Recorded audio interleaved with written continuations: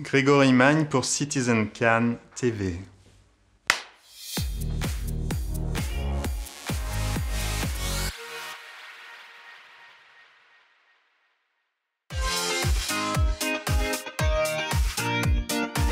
Donc je m'appelle Grégory Magne et je suis scénariste et réalisateur.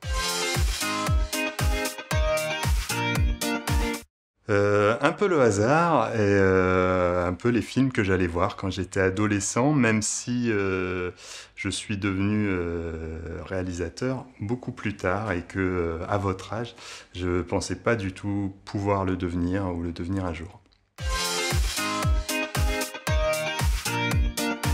J'ai fait un bac scientifique, après j'ai fait des études de lettres, une maîtrise de lettres, parce que j'avais envie de devenir journaliste.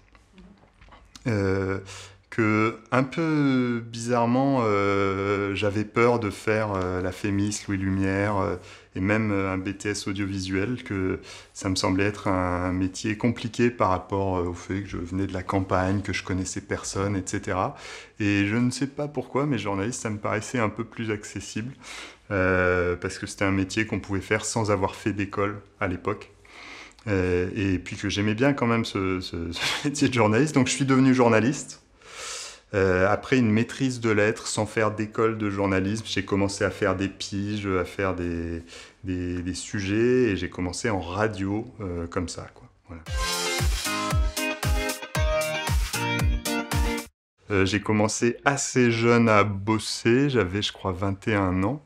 Et donc je suis devenu journaliste au Parisien.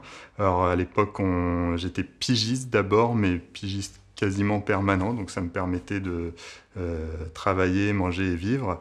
Et puis j'ai appris beaucoup de choses, et par les hasards de la vie, j'ai découvert la navigation à voile. Et un jour, à 27 ans, j'ai décidé de démissionner du journal où je travaillais pour partir faire de course à la voile en solitaire. Et c'est là que je me suis remis à filmer. Parce que comme j'étais en solitaire, le seul compagnon avec lequel je pouvais parler, c'était une petite caméra DV.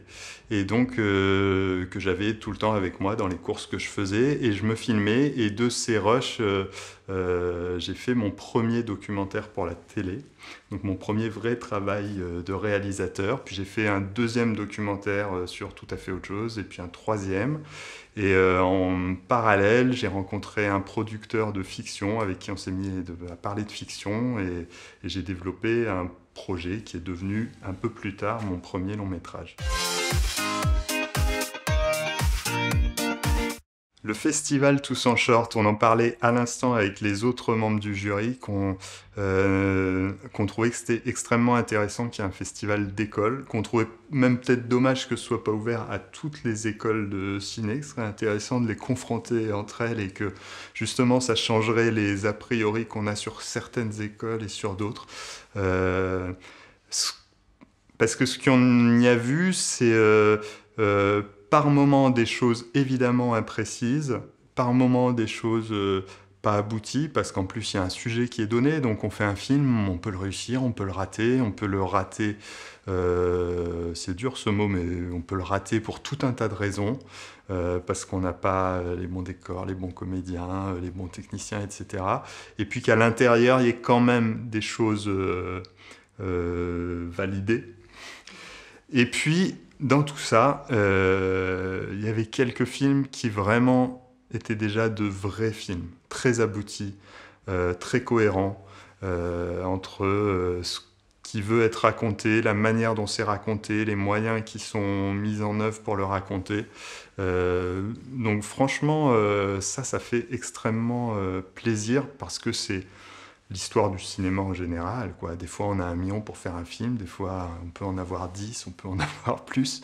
Et il faut savoir adapter ce qu'on a envie de raconter, le moment qu'on a envie de faire passer au spectateur à ça. Ça sert à rien de faire parfois un film intimiste avec 10 millions d'euros, ou une très mauvaise comédie avec 10 millions d'euros. Et puis, des fois, il vaut mieux bosser au scénario et faire avec moins de moyens un film qui sera plus fort, plus efficace, voire plus drôle. Voilà. Et ça, je trouve que Tous en Short, pardon, ça raconte bien ça.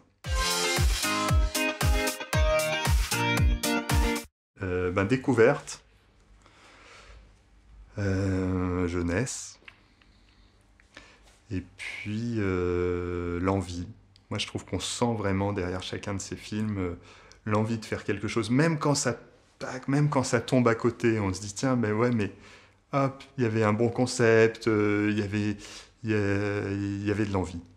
J'ai pas vu de film où on s'est dit, les mecs l'ont fait pour le faire sans avoir envie.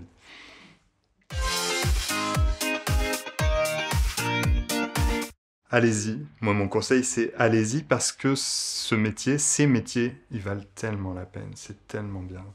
Et une équipe de tournage, c'est un truc, mais tu vois, rien que de le dire, j'en ai les larmes aux yeux tellement c'est beau. Et je te jure que moi, à chaque fin de tournage, mon énorme frousse, c'est de ne pas avoir la chance à nouveau, une fois dans ma vie, de refaire un tournage. Parce que quand tu es réalisateur, et puis moi je suis scénariste, faut repartir à écrire, faut retrouver des comédiens qui veuillent bien faire le film, faut financer le film. Et tout ça, ça prend un peu de temps et de sueur, mais c'est tellement plaisant. Et on a la chance en France de travailler avec des gens qui aiment tellement ce qu'ils font, chacun dans leur partie. C'est un artisanat incroyable de faire un film. C'est que ce soit le tournage, la prépa, la déco, puis le montage son et tout, c'est incroyable. Donc vraiment, faut y aller. Et moi, je trouve qu'on est dans un pays, c'est vraiment ce que je dis à chaque fois à des gens qui ont 20 ans de moins que moi. Je trouve qu'on a la chance et la malchance, mais d'être dans un pays où c'est très petit. Tout est centralisé. Ce milieu du cinéma, c'est quelques milliers de personnes. Et contrairement à ce qu'on pense, si vous avez un truc à défendre, si ce que vous faites est bien, si votre boulot est bien, si ce que vous voulez tourner est bien, ça finit toujours par se savoir. Moi, je connaissais personne dans le cinéma, j'ai pas fait d'école de cinéma, et on m'a laissé faire mon premier long métrage comme ça, parce que j'avais une idée qui était bien, des comédiens qui voulaient bien la faire, un producteur qui sentait peut-être que j'avais les compétences pour le faire, et chacun prend un pari. Et vraiment, on est dans ce pays-là, quoi. Donc allez-y, parce que rien ne vous empêche de le faire, quel que soit le domaine dans lequel vous voulez le faire. Voilà.